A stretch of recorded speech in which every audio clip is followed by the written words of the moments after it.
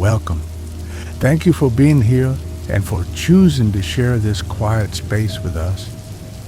This audiobook novel is offered as a gentle companion, a peaceful soundscape designed to help you soften your focus and unwind from the day.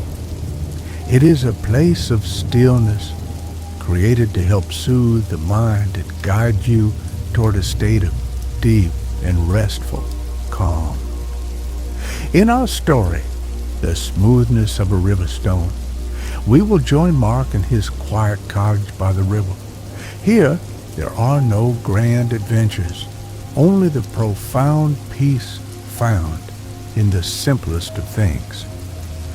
We will explore the grounding power of touch, the history held in a single smooth stone, and the deep tranquility that can be discovered in the palm of your hand. Before you settle in completely and set your device aside for the night, should you find this experience comforting and wish for more, a gentle like or subscription is always appreciated. For now, however, there is nothing else to do. Simply allow yourself to get comfortable. Let your breath be easy and step into the quiet. Chapter 1. The Wooden Box. The afternoon was quiet, steeped in the kind of stillness that settles over a house when the world outside is calm. Soft, milky light filtered through the high, thin clouds of an overcast day filled the main room of the cottage. It was a gentle, even light that asked nothing of the eyes, softening the edges of the furniture and leaving no harsh shadows. The only sound was the faint, almost subliminal ticking of a small mantel clock, a sound so constant it had become a part of the silence itself. Mark rose from the simple wooden table where he had been sitting. His chair made a soft scraping sound against the wide, worn floorboards, a brief, familiar interruption to the quiet. He moved through the room with an unhurried gait, his footsteps muted on the wood. His destination was a tall, simple bookshelf that stood against the far wall, filled with a mix of well-loved paperbacks and older cloth-bound volumes. The air in this corner of the room smelled faintly of old paper and binding glue, a dry and comforting scent. His hand rose, his fingers trailing lightly across the spines of the books on the middle shelf. He passed over a dark green volume, a faded blue one, his touch a gentle, sweeping greeting. He was not looking for a book to read. His fingers stopped when they reached the end of the row, where a small, unassuming box was nestled between the last book and the side of the bookshelf. It was a simple box, crafted from pale, unfinished pine, its surface sanded to a soft, matte smoothness. He slid the box forward, his fingertips feeling the faint grain of the wood. It was light in his hands, its weight familiar and unassuming. He held it for a moment, his thumbs resting on the lid. There were no carvings or decorations, only the natural patterns of the wood itself. A few darker knots, like sleeping eyes, and the long, flowing lines of the grain. It was an object that spoke of simplicity, of utility, and of the quiet purpose it held within. He carried the box from the bookshelf to the center of the room, where a single comfortable armchair sat beside a large window. The chair was upholstered in a thick, durable fabric of a muted forest green, and its cushions were softened from years of use. Beside the chair, stood a small round table, its surface just large enough for a cup or a small book. Mark placed the box on this table, its pale pine a warm contrast to the dark wood of the table's surface. He seated himself in the chair, which gave a soft sigh as it took his weight. He adjusted his position, settling into the familiar comfort of the cushions. From this vantage point, the window offered a peaceful view of the thick stand of birch trees that bordered the property, their white bark like pale strokes against the deep green of the undergrowth. He didn't gaze out the window for long, however. His attention was drawn back to the small box on the table. He reached for it again, this time pulling it from the table onto his lap. He ran his hand over the lid one more time, a final tactile appreciation of its simple form. The box was cool to the touch, having absorbed the ambient temperature of the quiet room. Inside, he knew, were objects even cooler, objects that held the memory of cold river water in their very core. The ritual was about to begin, and this, the retrieval of the box, was its quiet, contemplative first step. The house was still, the light was soft, and everything was in its right place. Chapter 2. A Quiet Tumble. With the pine box resting securely in his lap, Mark's attention narrowed to the small, simple latch on its front. It was made of brass, now tarnished with age to a deep brownish gold. His thumb found the small lever, and with a gentle push, he released the clasp. The click of the mechanism was a tiny, sharp sound in the profound quiet of the room, a clear signal that something was about to happen. It was the only lock to be undone, the only barrier to cross. He lifted the lid slowly, the simple hinge making no sound. The interior of the box was as plain as the outside, the same pale, unfinished pine. There was no lining, no velvet or silk, only the wood itself. Nestled inside, filling the box almost completely, was his collection of stones. They lay together in a jumble of muted, earthy colors, the soft grays of riverbeds, the pale greens of moss-covered rocks, the warm tans and browns of sedimentary layers. They looked like a sleeping clutch of strange, silent eggs. Before taking them out, he reached for a small folded cloth that was resting on the arm of the chair. It was a thick square of dark, charcoal-colored wool, its texture soft and slightly coarse. He unfolded it and laid it flat on the small table beside him, its dark surface creating a perfect stage for what was to come. The cloth absorbed the light, providing a non-reflective, quiet background. Now he was ready. He picked up the box, holding it level in both hands. He brought it over the center of the woolen cloth, positioning it just a few inches above the surface. Then, with a slow, deliberate motion, he began to tip the box forward.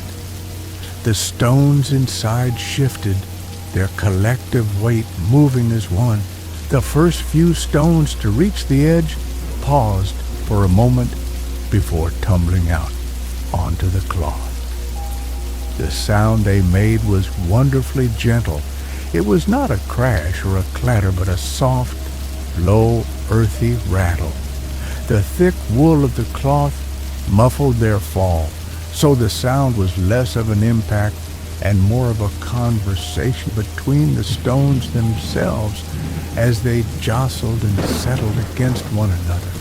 It was a sound from the natural world, like a small landslide on a distant hill, or pebbles being shifted by a gentle tide.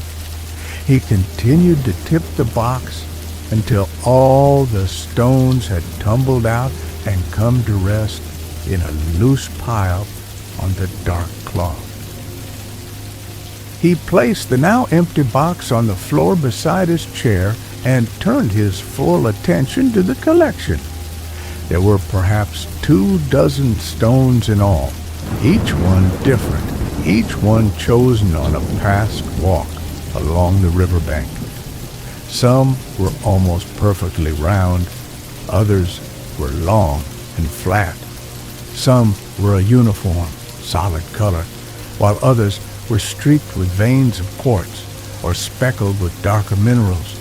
They were a quiet crowd, a silent assembly of geologic time. He did not reach for one immediately. For a long moment, he simply looked at them, appreciating their varied forms and colors against the dark wool.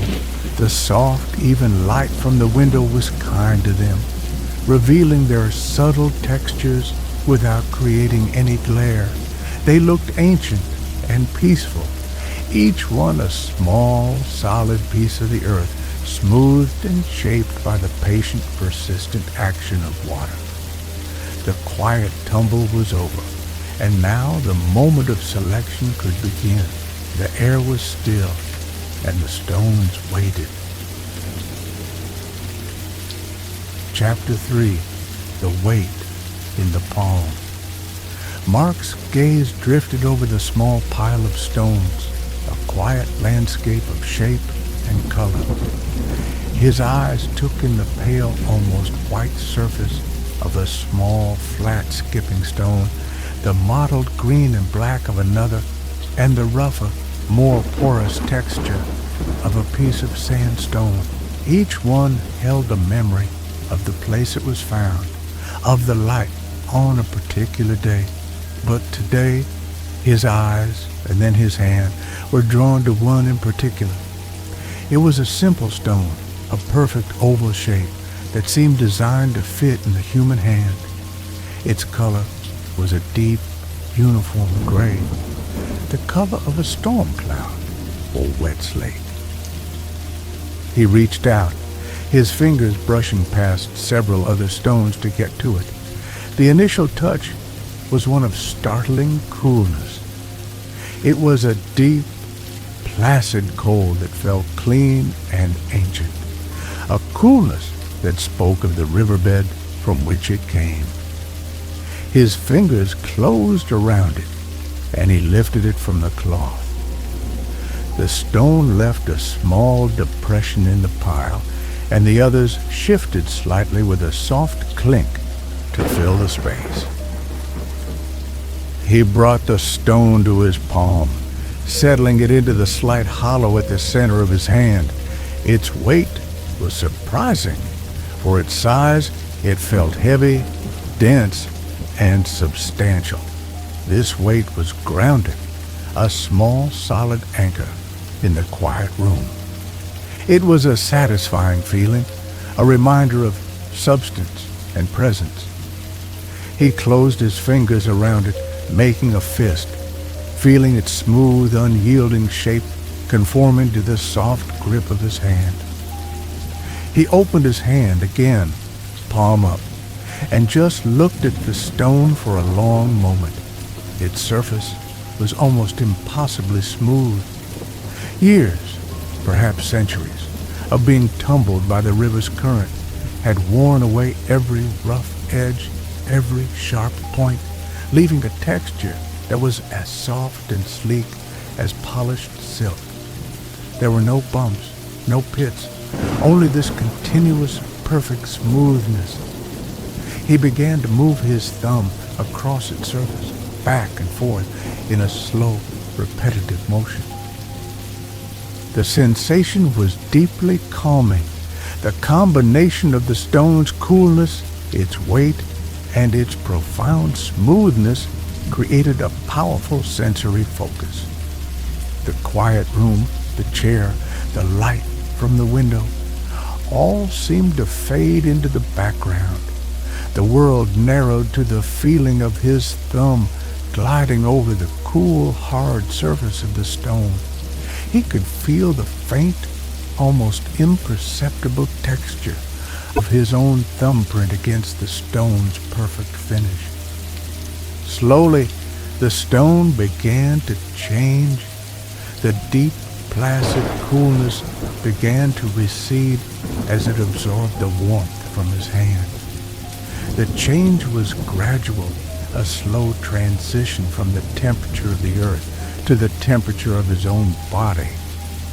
He turned the stone over in his palm. The side that had been exposed to the air was still cool, while the side that had been against his skin was now warm. He held the cool side against his cheek for a moment, a refreshing, grounding touch. He continued to turn it over and over in his hand, a simple, mindless action. The stone became a worry bead, an object of contemplation, a tool for stillness. Its solid, unchanging presence was a counterpoint to the fleeting thoughts and anxieties of the mind. It asked for nothing. It simply was, cool, smooth, heavy, and gray.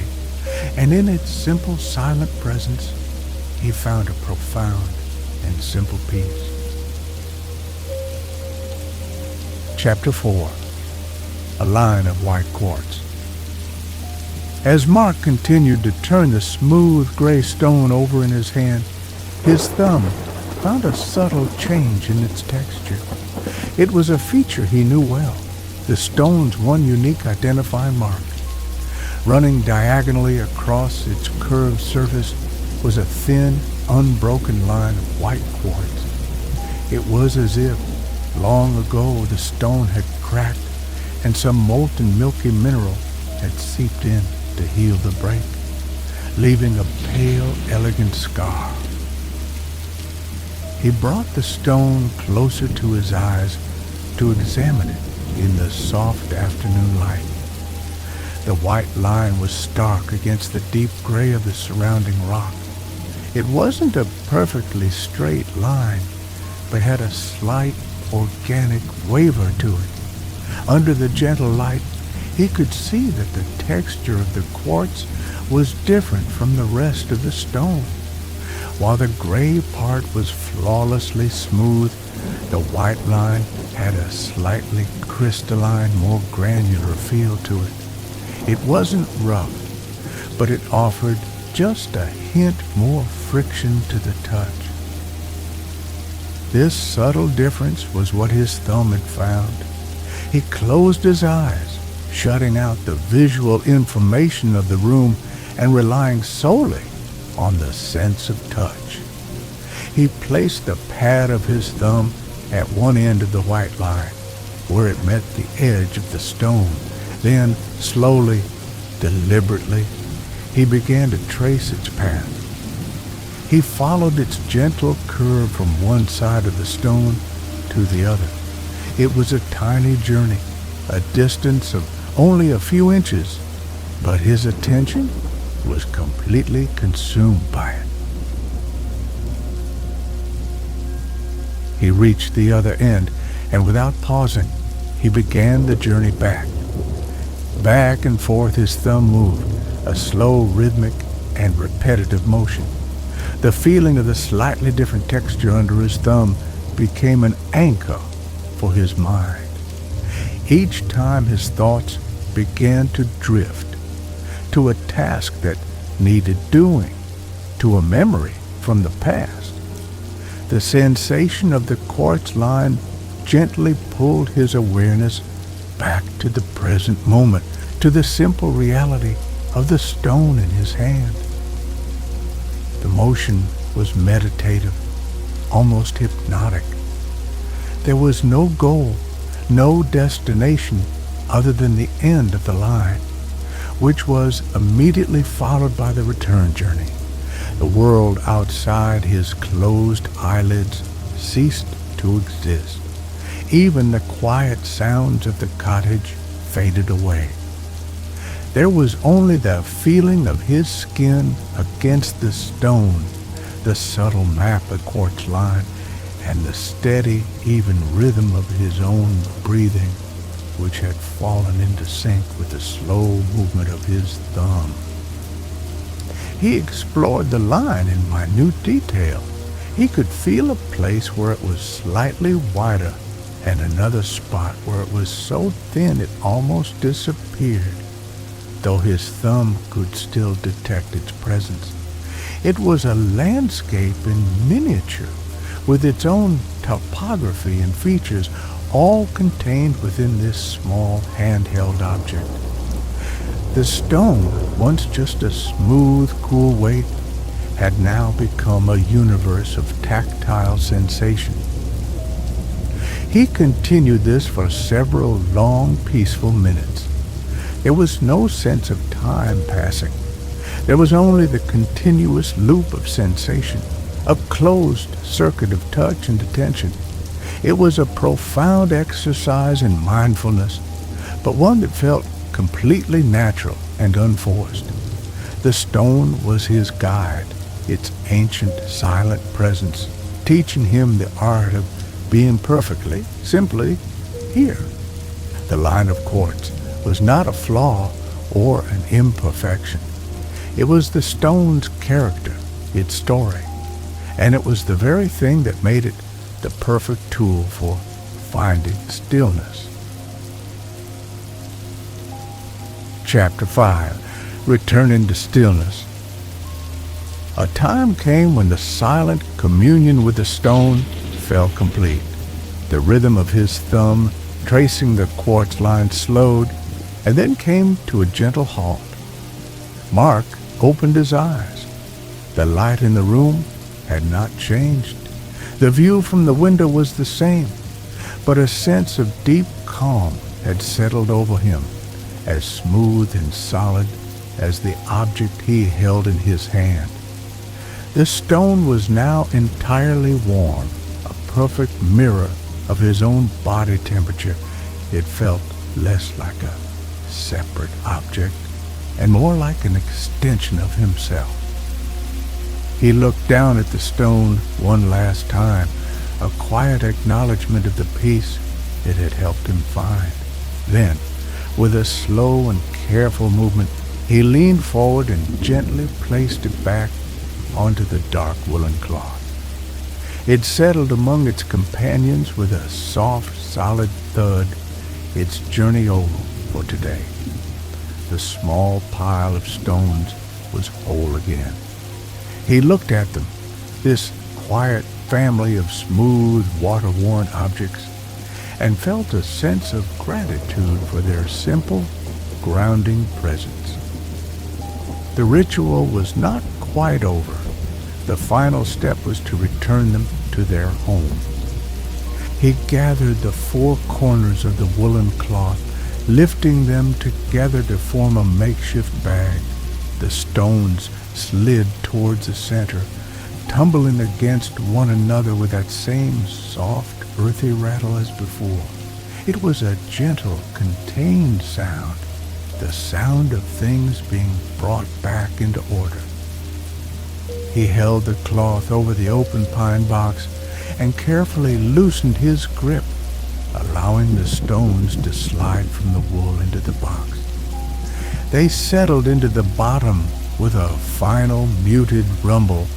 He gave the box a gentle shake to help them find their places, then placed the folded woolen cloth on top of them, a soft blanket to keep them from jostling. The collection was secure. He reached for the lid of the box, his fingers finding its smooth, familiar edges. He lowered it into place, the fit perfect and snug. The lid met the base with a soft, satisfying thump, a sound of closure and completion. He fastened the small brass latch, its click sounding louder this time, a final note in the quiet symphony of the ritual. The box was once again a simple, unassuming object, its treasures hidden safely within. He held the box in his lap for a moment longer, feeling its light, contained weight. The sense of peace remained, a quiet hum in the center of his being. Finally, he rose from the chair, the cushions sighing softly as his weight was lifted. He walked back to the bookshelf, his steps feeling measured and light. He slid the pine box back into its designated space between the last book and the wall of the shelf. It looked as if it had never moved. It was a secret keeper, a holder of quiet moments. Mark stood before the shelf for a second, his hand resting on the spine of a nearby book. The cottage was silent, the light was soft, and a profound sense of stillness had settled not just in the room, but within him as well. The day could continue on its gentle course.